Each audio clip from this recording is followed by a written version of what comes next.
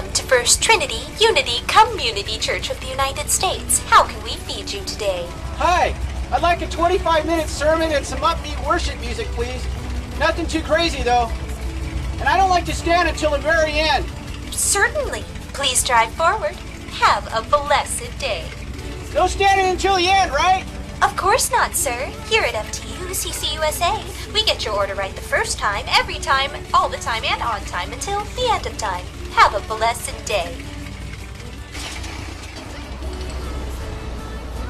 Welcome to First Trinity Unity Community Church of the United States. How can we feed you today? Who's teaching?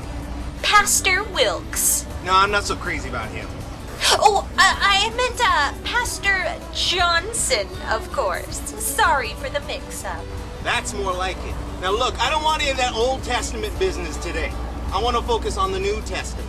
Well, of course, sir. The Old Testament God is me. I mean, he's a lot happier now, so let's focus on the present. Certainly. I want some creative illustrations. I want to laugh a little bit, but not too much. I want my communion crackers broken for me with 100% natural grape juice. I know that stuff last week was from a can. You think that's honoring to God? No, sir, of course not. I didn't think so. And I want to feel encouraged and uplifted and affirmed this week. And look, I want some healing from my bunion. And I don't want to be challenged too much, just a little bit, okay? Because I'm challenged enough during work. Certainly. This is a safe place, a happy place. I'd be a lot happier if you had something in the 5th row or so. Certainly. That's what I'm talking about. Have a blessed day.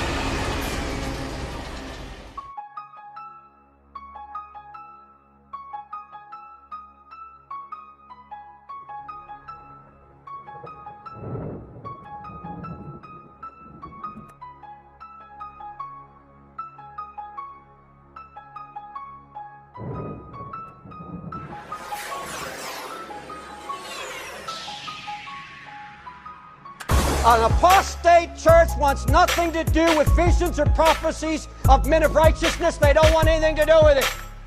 You know that's the gospel. You know that's the truth. They want to hear messages. They want nothing that disturbs the status quo, nothing to upset this successful world in which they move and live. They refuse any kind of correction. Everything today is being excused under the banner of love. Love. We're getting ready to love the devil. This is a perverted love I want nothing to do with. It's all cliches. It has nothing to do with this book. The people clamor for entertainment. They flock by the thousands now to concerts and plays and social gatherings. While they ridicule the prophets, they mock what they call the doomsday preachers, and they prefer the illusions. They don't want any preacher or evangelist to tell them the hard truth, and they don't want the sword of the Lord to come forth in their congregations. They say, preach to us smooth things, bless us, make us happy, make us feel good. I heard a preacher say, you can come to this church and feel good. God help us. They say, no more preaching of this Holy One of Israel. Jeremiah was sent to prophesy against the apostate Jews, the Lord's own people. You know what God said to Jeremiah? He said, I send you forth with my word of judgment and holiness and righteousness, but they will fight you. The dread of the Lord is no longer in them. They prefer to drink from cisterns rather than the living water. You go to Jeremiah 1, 2, 3 and you'll find it. Chapters 1, 2, and 3. Don't turn there now, but you'll find that whole thing there. God sent, he said, go, preach to them. But your preaching is going to make their eyes hard. You're going to make them insensitive to the truth. And I'll tell you what, when the Word of God comes forth in its power and unction, it'll do one of two things. It'll either break you or harden you. It'll break you or harden you. It'll judge you. The Word will judge you or break you. An apostate church simply endures the prophetic voice. They pass it by with a condescending smile. I'm going to read to you. Listen to Ezekiel 33. Don't turn, but just listen to it. He said, they come to you as my people, come, and they sit before you as my people, and they hear your words, but they don't do them. For they do the lustful desires expressed by their mouth, and their heart goes after their own gain and their idols.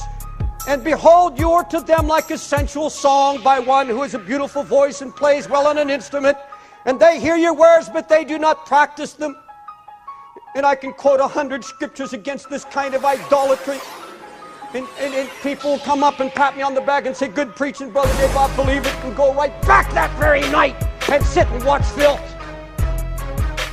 And it's kind of an amusing message. It's kind of a novel thing to hear someone prophesy now. What's it going to be for you, brother, sister? Is it going to be that you hear the prophetic word of the Lord come, and then you walk out and sing a sweet, sensual song, and go right back and do the same very thing?